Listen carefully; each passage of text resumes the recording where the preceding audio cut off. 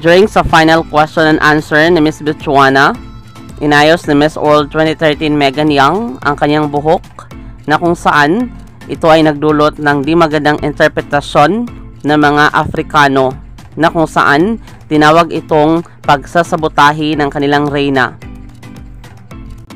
Dagdag pa, bawal di umano ang ginawa ni Megan Young. May ilang netizens naman na pinagtanggol ang dating Miss World. Wala namang intensyon ng masama sa Megan sa kanyang ginawa. Ano ang masasabi niyo tungkol dito? Maraming salamat sa panonood. Para maging updated ka, huwag kalimutang mag-subscribe.